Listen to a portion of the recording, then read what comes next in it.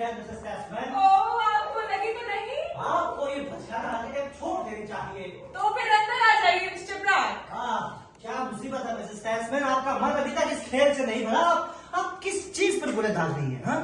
मैं तो केवल हवा में गोलियां चला रही थी। ओह मिसेस कैसमैन, आज के लिए खेल बहुत हो चुका है। तो अब मैं अपने साथ क्या करूं, आप मुझे बताएंगे? क्या कोई मेहमान तशरीफ नहीं लाए? एक भी नहीं। लगता है हमारे सर्कल के सारे लोग शहर से बाहर हैं। और क्या मिस्टर कैसमैन भी घर में नहीं है? नहीं, वो लंच के बाद सीधा अपनी आंटी के यहाँ चला गया था। उसे नहीं पता था कि आप इतना जल्दी आ जाएंगे।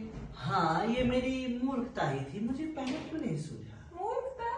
बिल्कुल, क्योंकि मुझे पहले सूझ गया होता तो मैं जरा जल्दी आ जाता मिसेस कैसमैन। ओह, तब तो आपको यहाँ कोई नहीं मिलता जो इस तरह से आपका स्वागत करता, क्योंकि मैं लंच के बाद अपने कमरे में थी और कपड़े बदल रही थी। मिसेस कैसमैन, तो क्या कोई ऐसी छोटी दरार नहीं जिससे हम बातचीत कर सकते थे? ओह सॉरी मिस्टर ब्राक, उसका बंदोबस्त करना तो आप भूल ही गए।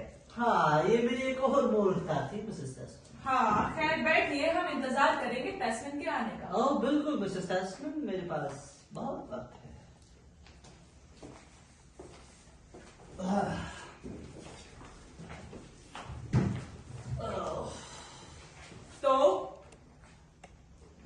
तो मैंने पहले कहा मिस्टर ब्राक। ओह मिसेस कैसमैन, जरा आराम से बैठ कर कुछ बातें करते हैं। हाँ, ऐसा नहीं लगता कि एक मुद्दत से हमने ढेर सारी बातचीत नहीं की? आपका मतलब है हमारी पिछली अंतरंग बातचीत के बाद से? अगर आप इसे इस तरह से रखना चाहते हैं तो ठीक है। अब वैसे एक दिन भी ऐसा नहीं था मिसेस कैसमैन जब मैंने ना चाहा हो कि आप यात्रा से वापस लौटें। और ये चाहने के सिवा मैंने भी कुछ और नहीं चाहा मिस्टर ब्राक। ओह वाकई मिसेस कैसमैन, जी हाँ। लेकिन मुझे तो लगता था कि आप अपनी यात्रा के दौरान काफी मजे में हैं। इसको कट कर दो यहीं पे। घुमा फिरा कर नोट कीजिएगा। हाँ, लेकिन सवाल के बाद सवाल, ऐसी वैसी चीजों के बारे में सवाल। जिनके जवाब आप कैसे दे लेते खुलाबार? हाँ, मैं भी नहीं समझ पाता हूँ। हाँ, हमेशा तस्वीरों से भरा कोई अखबार रखकर। हेलो की जगह है ना।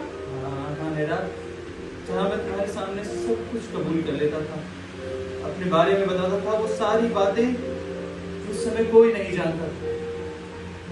वहाँ बैठकर अपनी सारी करतूतों के बारे में बताता था, अपनी रातों अपने दिनों के बारे में। मेरा तुमने कौन सी ताकत थी जो मुझे इसे आपको लगता है उसमें कोई ताकत थी? हाँ, मैं इसे और किस तरह ले सकता हूँ? और फिर वो सारे सवाल जो आप इतना घुमा फिरा कर पूछती थी, जिन्हें आप इतनी अच्छी तरह से समझते थे। हाँ, लेकिन वहाँ बैठकर आपको सवाल कैसे पूछ लिया करती थी? इतने ये सवाल। घुमा फिरा कर नोट कीजिएगा। हाँ, लेकिन सवाल के बाद सवाल, ऐसी वैसी चीजों के बारे में सवाल। जिनके जवाब आप कैसे दे लेते खुलाबार? हाँ, मैं भी नहीं समझ पाता हूँ जब मैं सोचता हूँ। यदि मुमकिन हो सके तो मुमकिन हो सके तो कभी कदार उस दुनिया में झांक कर खुशी महसूस करे जिसके बारे में उसे जानने में मनाही हो लबार। तो ये था आपका मकसद? हाँ, कुछ हद तक मुझे भी ऐसा ही लगता है। जीवन की भूख में साथी बन जाना, लेकिन ये किसी तरीके जारी क्यों नहीं रह सकता? कसूर आपका था। दोस्ती आपने तोड़ी थी। हाँ, जब हमारी दोस्ती किसी गंभीर चीज में बदलने की धमकी देने लगी थी, आपको शर्म आनी चाहिए अलर्ट। आपने अपने खुले स्वभाव के साथी के साथ गलत करने की सोच ली है, क्योंकि आपने एल्वेस्टेड दंपत्ति के यहाँ सुकून का नया ठिकाना ढूंढ लिया है। हाँ, मैं जानता हूँ कि यानी आज सुबह तुम्हें सब कुछ बता दिया है, पर आपने उसे हमारे बारे में कुछ नहीं बताया। एक शब्द भी नहीं। वो ऐसी चीजें नहीं समझ सकती। हाँ, मुझे भी ऐसा ही लगता है। मेरा भी जॉर्ज ब्राक।